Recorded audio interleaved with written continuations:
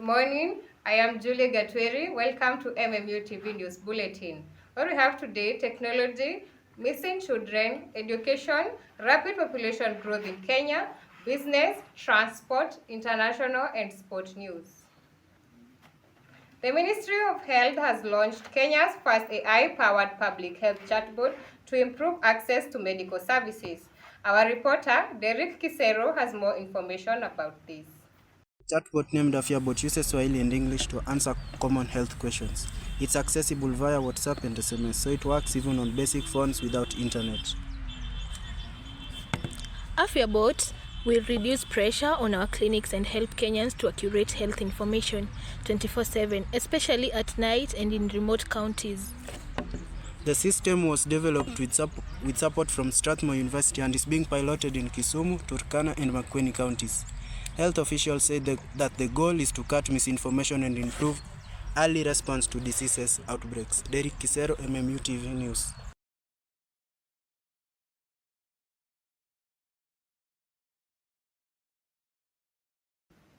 Concerns continue to grow over the increasing number of missing children's cases being reported in different parts of Kenya. Chepkoech Sang has more on this. Child welfare organizations and security agencies say more families are reporting cases of children disappearing from schools, markets, residential estates, and even in public spaces. Kana mtu anayotekea bata kwa around. Hiyo siku niliwacha tu hiyo day tu. Yeah, waliona kwa plot neighbors, even the watoto walikuwa nacheza nao, akaniambia tulicheza na Precious, akasema yeye anaenda kwao. So since hiyo time, sijaona Precious. The situation has caused fear and anxiety among parents and guardians, with many calling for tighter security measures and quicker investigations by the authorities. Nimetembea na pictures like nikionyeshana. So since hiyo time, nishatembea places mingi like sijaiona watoto, sijai.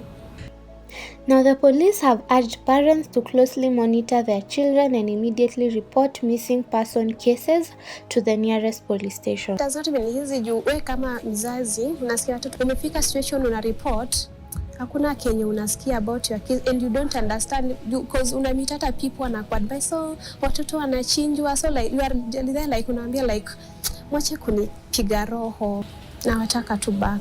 Child protection agencies are now calling for increased public awareness campaigns and stronger child safety measures across the country. Authorities say investigations into the reported cases are ongoing as efforts continue to improve child safety and public security. Human rights groups are also urging communities to work closely with law enforcement agencies to make sure children are protected and further cases of disappearances are reduced. Chepkoech Sang, MMU TV. Concerns and mixed reactions are emerging following the introduction of the new university and tertiary education funding model, which determines how students access government support based on their financial background. Our reporter, Nyakio Ireri, tells us more about this. The new funding model for universities and colleges has sparked debate among students and parents across the country. The system classifies students based on household income level to determine the amount of government funding each learner receives. Some students say the model may be unfair to some learners from the low-income families if the assessment process is not fair and transparent. Parents have also expressed concerns, saying the new system may be challenging to understand and could leave some students struggling to pay fees if support is not distributed fairly and on time. They argue that delays the inconsistencies in funding could affect the education and increase financial pressure. They are calling for clear guidelines and proper communication from education authorities. Education stakeholders, however, say the model is meant to ensure fairness and prioritizing students from vulnerable backgrounds. Yes, we hope the concern raised will ensure the fair and smooth implementation of the new funding model. Reporting for Education Desk, I'm Nyakio Ireri.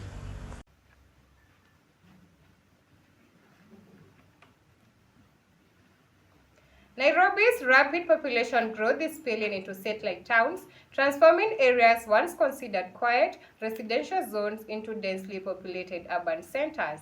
One of the areas experiencing this pressure is Ongata Rongai in Kajiado County, home to thousands of commuters and students of Multimedia University of Kenya. Our reporter, Julie Gatweri, examines how the rising population is shaping housing, transport, business, and student life in Rongai. Nairobi continues to experience rapid population growth, with the metropolitan population now estimated at over 5 million people. But as the population increases, so does the pressure on infrastructure, transport, water supply, and public services. Located about 17 kilometers from Nairobi's central business district, Ongata Rongai has transformed from a small settlement into one of the fastest growing urban centers in Kenya.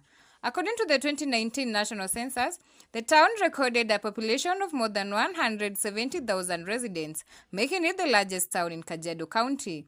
Researchers attribute the growth to affordable housing, proximity to Nairobi, and the expansion of educational institutions and businesses within the area. The rapid urban growth has significantly changed the housing sector around Rongai and Multimedia University. However, urban planners warn that the development is happening faster than infrastructure expansion. Studies conducted on Rongai's urban growth indicate challenges including poor drainage system, traffic congestion, inadequate waste management, and unregulated construction. For many residents, congestion has become part of daily life. Commuters spend hours on Magadi Road connecting Rongai to Nairobi, especially during peak hours.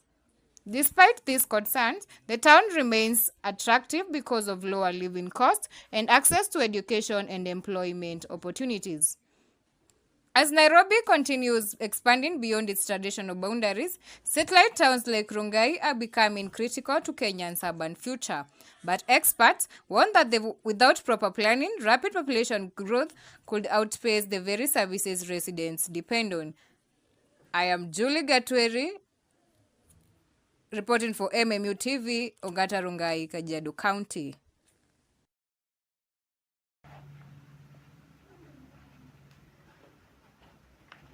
Kenyan traders continue to face economic pressure as the rising cost of fuel transportation affects business operations across the country. Here is our reporter Akelo with more.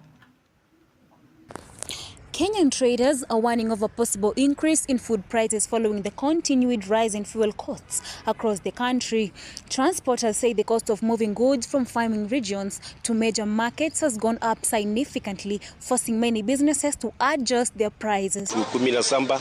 Natoka hapa naenda bali nimekueleza upande ya Narok, upande ya Samburu Isaguti, ili hiyo ndio mimi nambebea. Naweka hiyo mafuta narudi hapa. Sasa hii tripu ya kwanza na ya pili sasa imeongezeka karibu 1,000. Kama saa hii gari yangu inakunywa lita 100.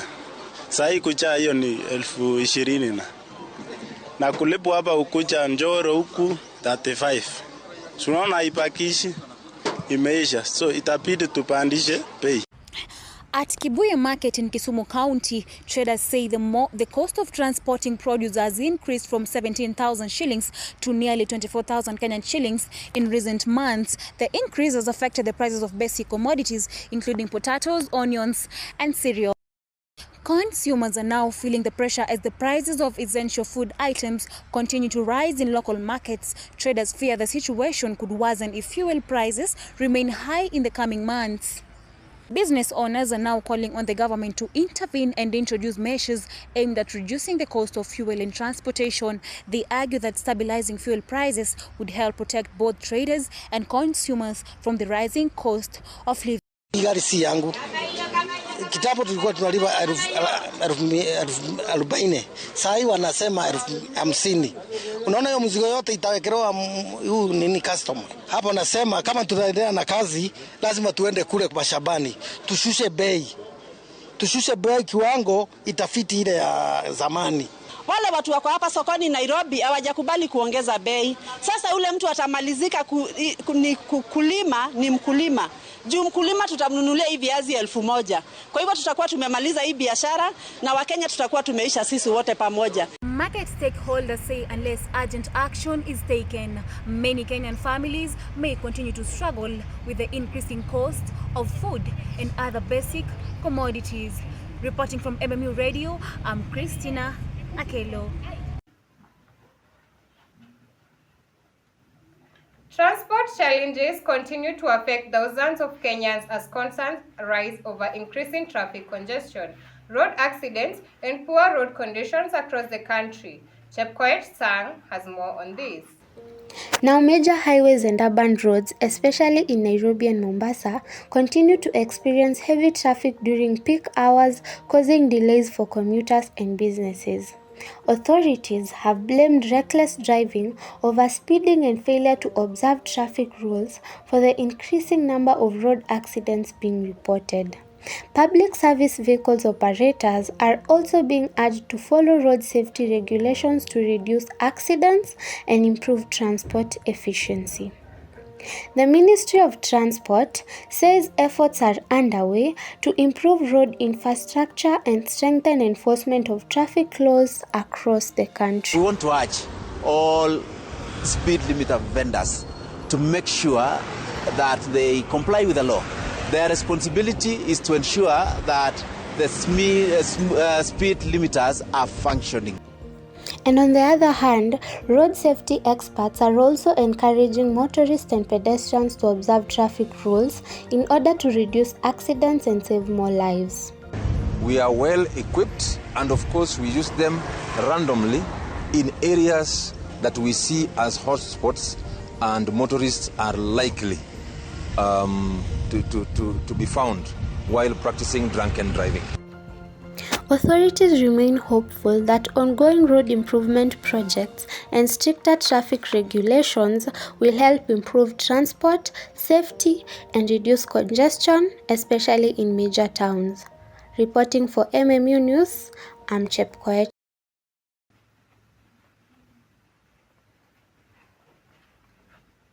Let's look about food and nutrition. Concerns over unhealthy eating habits continue to rise as health experts warn against poor nutrition and increased consumption of junk food among Kenyans. Experts say maintaining a balanced diet is essential in preventing diseases and promoting healthy living. Sandra Ayuma now reports.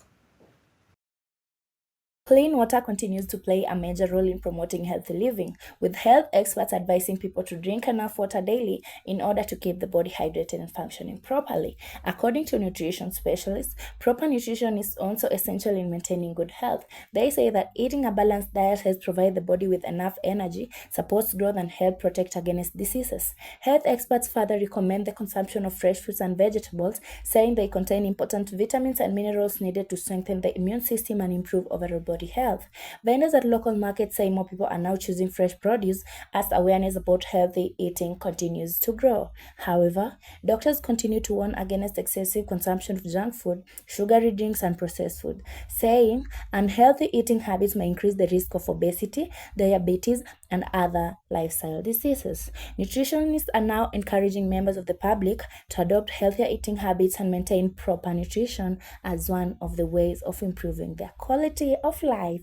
Hi there, I'm Dr. Jason, and eating healthy food and drinking enough water helps the body stay strong, active, and free from diseases. Thank you. Thank you. Reporting from MMU TV, I am Sandra Ayuma. Authorities in the Democratic Republic of the Congo say suspected Ebola cases in the country's east have now officially passed 900. Our reporter, Fidel Castro, brings us more information. Most of the infections have been reported in Ituri province, the epicenter of the outbreak. The World Health Organization warning that ongoing regional conflict is severely hindering efforts to identify and trace early contacts. The ongoing violence has now displaced around 1 million people, including local humanitarian and critical healthcare workers. Local authorities are urging the public to remain calm, noting that screening protocols established during past outbreaks are fully active. To many areas. We are also in Ituri, a place where the population moves around a lot. On top of that, the epidemic is in urban centers with several 100,000 inhabitants. Reporting for MMU TV, I am Fidel Castro. On sport news, Multimedia University rugby side are champions tonight, winning the Jimmy Otieno Memorial Cup in a final hosted at Strathmore University. MMU edged out a tough opponent in the Memorial Final, played this afternoon at Strathmore grounds. The tournament was held to honor the late Jimmy Otieno, a former Multimedia University student and rugby player remembered for his passion and leadership on the pitch. Reporter Daniel has more on sports. MMU edged out a tough opponent in the Memorial Final play this afternoon at Strathmore grounds. The tournament was held to honor the late Jimmy Otieno, a former Multimedia University student and a rugby player remembered for his passion and leadership on the pitch. The match opened with a moment of silence for Otieno. MMU turned with a powerful scrum and a fast backline movement to take control, holding on for victory in front of students and alumni from both universities. Now, in its second year, the Jimmy Otieno Memorial Cup rotates between universities. MMU take the trophy home for the first time. Organizers say the event will continue annually to keep Otieno's legacy alive in campus. That's your varsity sports update. I'm Ngoi Daniel.